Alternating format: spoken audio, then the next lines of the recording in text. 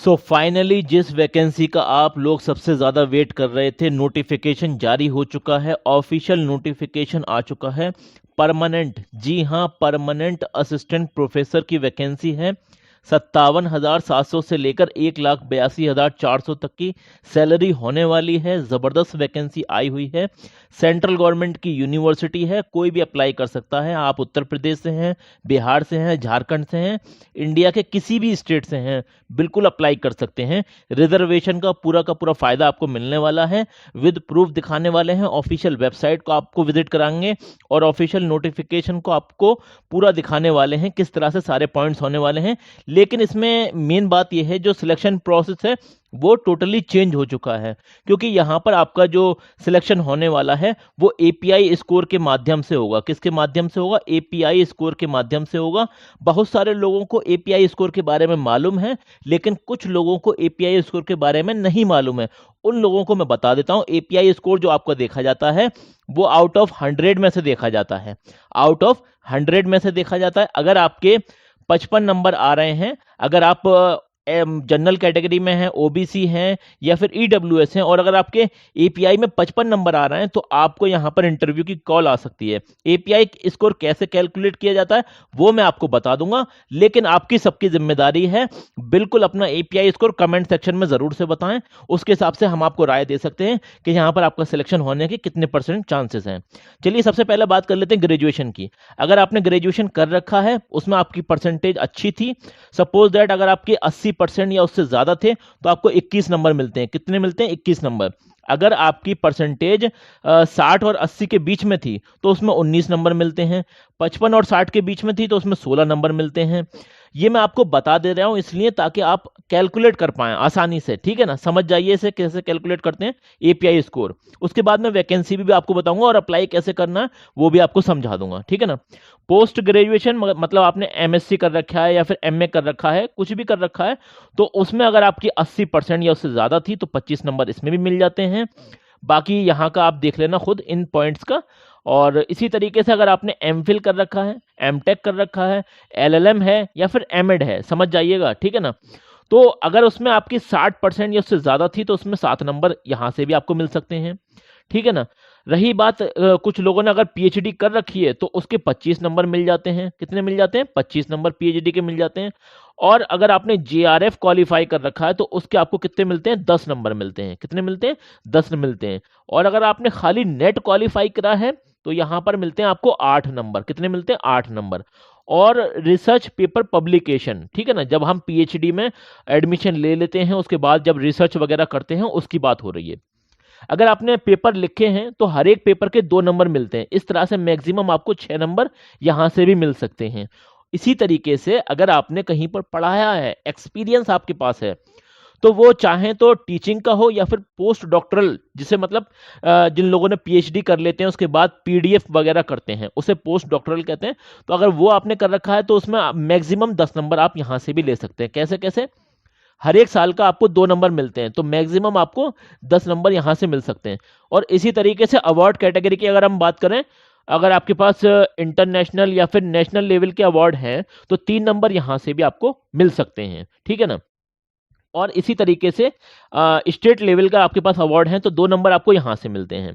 ठीक है ना? तो ये बात समझ में आ गई। अब कुछ इंपॉर्टेंट पॉइंट हैं जहां पर बहुत सारे लोग कंफ्यूज होते हैं। सपोज दैट आपने एमफिल भी कर रखा है और एमएड भी है आपके पास, पीएचडी भी है, तो आपके पास तो 7 नंबर वो हो गए प्लस 25 नंबर ये हो गए, तो ऐसे तो आपके मतलब 25 से भी ऊपर चले जाएंगे नंबर। तो ऐसा नहीं है, आपको 25 से ऊपर ज्यादा नंबर मिल ही नहीं सकते। वो भले ही अलग बात है कि आपके पास एमफिल भी है, एमएड भी है, पीएचडी भी है, कई सारी डिग्री हैं, फिर भी आपको मैक्सिमम जो नंबर मिलेंगे वो 25 ही मिल सकते हैं। तो ये समझने वाला पॉइंट है। और इसी तरीके से कोई शख्स ऐसा है जिसके पास जेआरएफ भी है और नेट भी है, तो वो सोचेगा कि मेरे पास तो जेआरएफ के नंबर भी मिल जाएंगे, नेट के नंबर भी मिल जाएंगे। तो नहीं, आपको मैक्सिमम जो नंबर मिल सकते हैं वो 10 नंबर ही मिल सकते हैं। ये समझने वाली बात है। इसी तरीके से किसी पास मतलब इंटरनेशनल, नेशनल या फिर स्टेट लेवल, तीनों लेवल पर अवार्ड हैं, तो तीनों के अलग अलग काउंट ना होकर मैक्सिमम आपको 3 नंबर ही मिल सकते हैं। तो ये समझने वाली है। अब यहां पर अगर हम बात करें एकेडमिक स्कोर की, तो आपको 84 नंबर यहां पर एकेडमिक स्कोर के रहते हैं। अगर आपने पेपर वगैरह लिखे हैं रिसर्च पेपर तो उसके 6 नंबर रहते हैं। टीचिंग एक्सपीरियंस कर रखा है तो उसके 10 नंबर रहते हैं। टोटल आपका एपीआई स्कोर जो कैलकुलेट किया जाता है वो 100 में से किया जाता है। कितने में से किया जाता है? 100 में से किया जाता है। अब एक पॉइंट और है ये वाला, जिसमें देखिए, experience rendered on temporary ad hoc contractual postdoctoral basis shall be taken into account only if the candidate is drawing salary consolidated pay not less than minimum basic pay as prescribed by the UGC plus applicable dearness allowance, मतलब DA वगैरह। कहने का मतलब ये है, आपका experience तभी count होगा जब आपने कहीं पर परमानेंट पढ़ाया हो। इनका कहने का मतलब सीधा सीधा यही है। अगर आपने कहीं पर टेम्पररी पढ़ाया है, एडहॉक पढ़ाया है, या फिर कॉन्ट्रेक्चुअल पढ़ाया है, या फिर पोस्ट डॉक्टरल बेसिस पीडीएफ वगैरह आपने करी है, तो उसमें अगर आपको इतनी सैलरी मिली है जितनी परमानेंट टीचर को मिलती है, परमानेंट असिस्टेंट प्रोफेसर को मिलती है, उसके साथ आपने अलाउंस का भी फायदा उठाया है, तब तो आपका एक्सपीरियंस काउंट होता है, अदरवाइज आपका एक्सपीरियंस काउंट नहीं होता है। और गेस्ट फैकल्टी के बारे में तो क्लियरली मेंशन कर रखा है, further experience as guest faculty shall not be considered. Guest faculty का एक्सपीरियंस ये मानते ही नहीं है, ठीक है ना। तो ये इंपॉर्टेंट बात है। जब भी आप परमानेंट असिस्टेंट प्रोफेसर के लिए अप्लाई करते हैं तो वहां पर ये सारी प्रॉब्लम आती हैं, ये बहुत बड़ी प्रॉब्लम है। फिर ये गेस्ट फैकल्टी में हायरिंग करते ही क्यों हैं? अपने फायदे के लिए, क्योंकि इन्हें टीचर की जरूरत होती है, वहां से इनका काम चल जाता है गेस्ट फैकल्टी, और कम पैसे में रख लेते हैं ये लोग। अब क्या करें, मजबूरी में करनी पड़ती है बहुत सारे लोगों को जॉब वगैरह। अब इसका लेकिन एक्सपीरियंस काउंट नहीं होता है जब भी आप परमानेंट असिस्टेंट प्रोफेसर के लिए अप्लाई करते हैं, तो ये एक प्रॉब्लम है।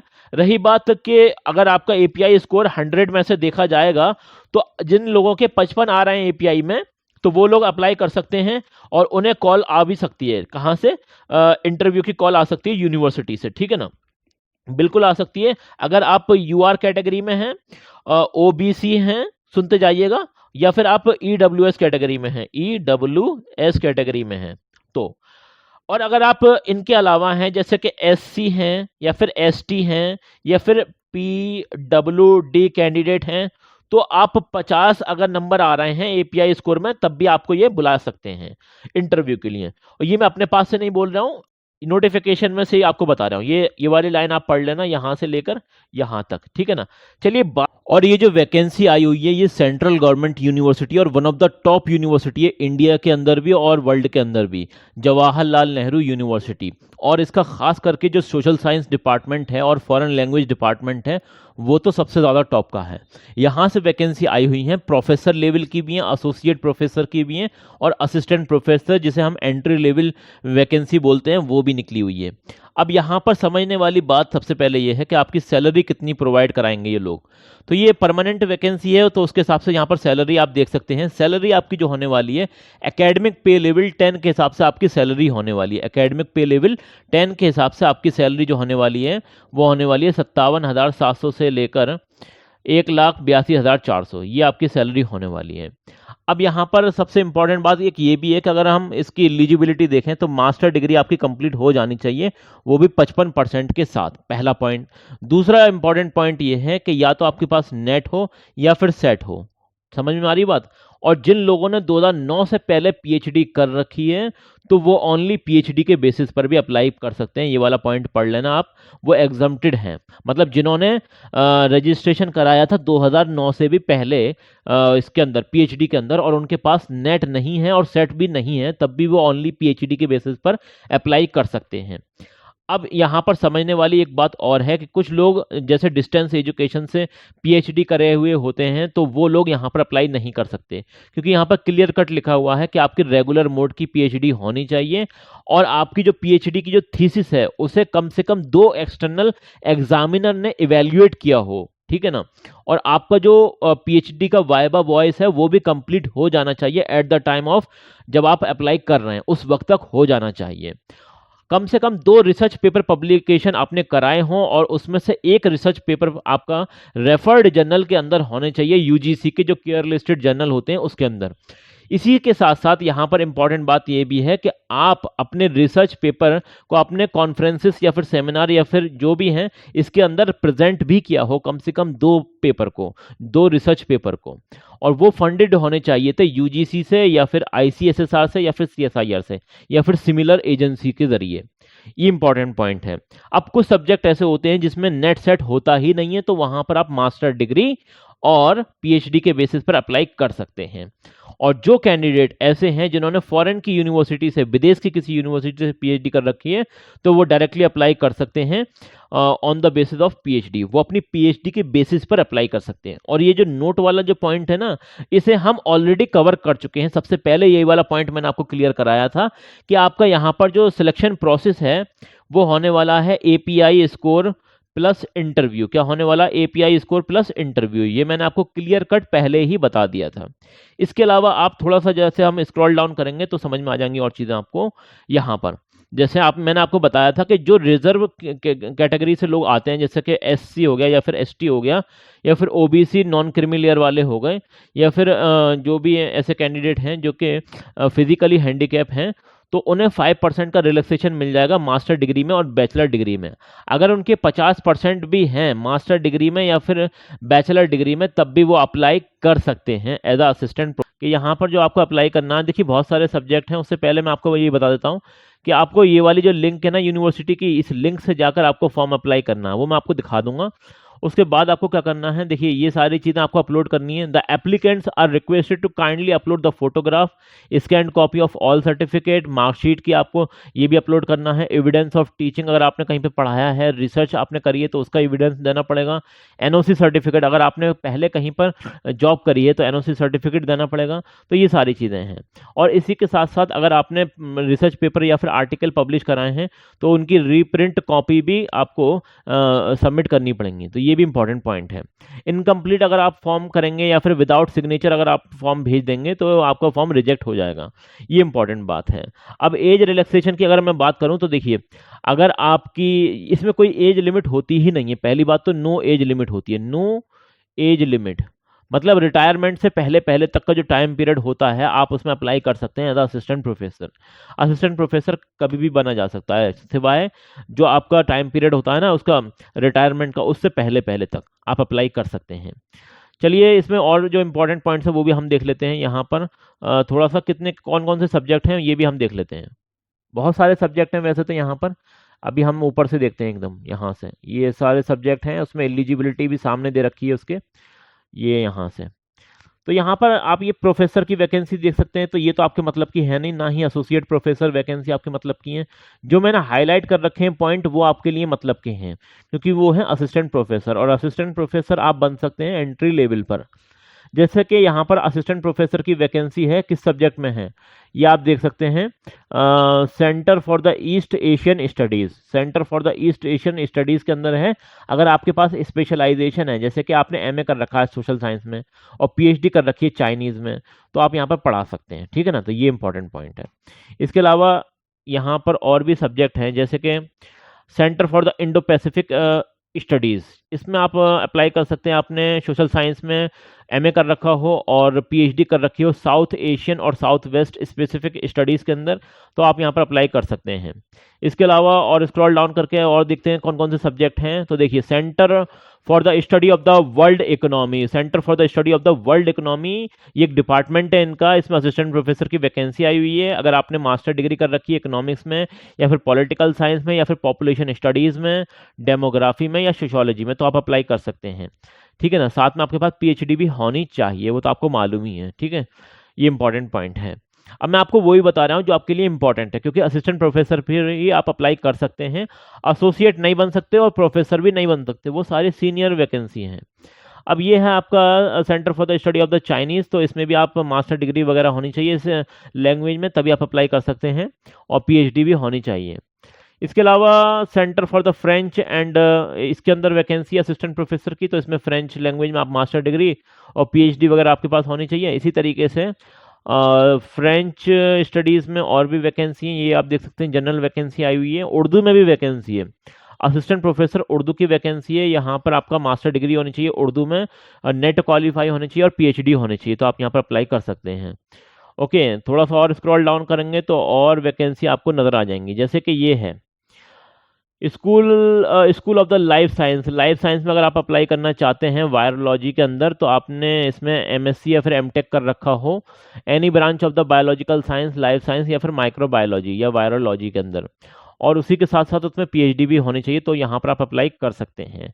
और स्कूल ऑफ लाइफ साइंस के अंदर असिस्टेंट प्रोफेसर RNA बायोलॉजी के अंदर भी वैकेंसी है। इसके अंदर ये क्वालिफिकेशन यहाँ पर मेंशन कर रखी है, ये आप देख लेना, ठीक है ना। इसके अलावा और जो वैकेंसी है वो भी हम यहाँ पर देख लेते हैं।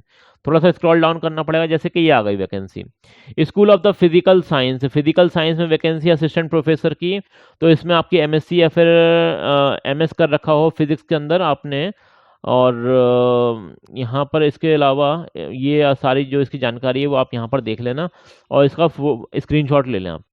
और संस्कृत में अगर आप अप्लाई करना चाहते हैं तो मास्टर डिग्री आपके पास होनी चाहिए, प्लस आपके पास पीएचडी और नेट होना चाहिए संस्कृत में, तो आप यहाँ पर अप्लाई कर पाएंगे। इसके अलावा देखिए centre for the economic studies and planning, ये भी इनका डिपार्टमेंट है, तो इसमें भी असिस्टेंट प्रोफेसर की वैकेंसी आई हुई है। इकोनॉमिक्स थ्योरी, और या फिर आपके पास जो आपकी डिग्री है वो इकोनॉमिक्स थ्योरी में होनी चाहिए, मैथमेटिकल इकोनॉमिक्स में होनी चाहिए, या इकोनोमेट्रिक्स या फिर इंटरनेशनल इकोनॉमिक्स के अंदर होनी चाहिए, तो आप अप्लाई कर सकते हैं। और भी जो वैकेंसी है वो भी देख लेते हैं, जैसे कि फिलोसफी में भी वैकेंसी आई हुई है असिस्टेंट प्रोफेसर की, तो फिलोसफी में आप अप्लाई करना चाहते हैं तो यहाँ पर उसकी क्वालिफिकेशन देख लेना। इसके अलावा अगर कोई और वैकेंसी दिखाई देती है तो बस यही वैकेंसी है, बाकी कुछ एब्रीविएशन है वो आप यहाँ पर देख लेना, शॉर्ट फॉर्म फुल फॉर्म है वो आप यहाँ से देख लेना, तो आपको सारी चीज़ें समझ में आ जाएंगी, ठीक है ना। अब ये देख लेते हैं कि किस तरह से अप्लाई करना है और क्या सारा प्रोसेस होने वाला है। देखिए आपको सबसे पहले ऑनलाइन फॉर्म फिलअप करना है। आपको सबसे क्या करना है, submission of the online application through the CU chain portal in all respect shall be 18 मई से स्टार्ट हो जाएगा, 15 जून तक आप अप्लाई कर सकते हैं। 15 जून तक आपको फॉर्म हर हालत में भर देना है, ऑनलाइन फॉर्म फिलअप किया जाएगा इसका। और देखिए जो भी कैंडिडेट ऐसे हैं जैसे कि SC हैं या फिर ST हैं या फिर PWD हैं या फिर वुमेन कैंडिडेट हैं, तो उनके लिए कोई फीस नहीं है, नो फीस, कोई फीस है ही नहीं, सिवाय बस ये जैसे जनरल कैंडिडेट हो गए, OBC हो गए या फिर EWS कैंडिडेट हो गए, इनके लिए 2000 रुपये की फीस है, बाकी किसी के लिए कोई फीस नहीं है। और अगर आपको कोई भी परेशानी आती है, कोई भी क्वेरी है, तो ये बोल रहे हैं कि कांटेक्ट आप हमसे कर सकते हैं। यूनिवर्सिटी की वेबसाइट पर ये नोटिफिकेशन जो दे रखा है इसमें कॉन्टैक्ट डिटेल दे रखी है, ये आप इनसे कॉन्टैक्ट कर लेना, कोई भी दिक्कत हो कोई परेशानी हो ये बता देंगे आपको। मैं आपको वेबसाइट दिखा देता हूँ, ये है जवाहरलाल नेहरू यूनिवर्सिटी की ऑफिशियल वेबसाइट। आप रिक्रूटमेंट वाले सेक्शन में आएंगे तो यहाँ पर आपको ये रिक्रूटमेंट वाला ऑप्शन मिल जाएगा, यहीं पर आपको क्लिक करना है और यहाँ से आप अप्लाई भी कर सकते हैं CU चैन पोर्टल पर आकर, ठीक है ना। तो इस पोर्टल पर आकर यहाँ से आप डायरेक्टली अप्लाई कर सकते हैं। और फिर भी कोई बात समझ में ना आए तो ये है आपका चैनल रोजगार अपडेट विद आदिल खान, कोई दिक्कत हो कोई परेशानी हो कमेंट सेक्शन में बता देना।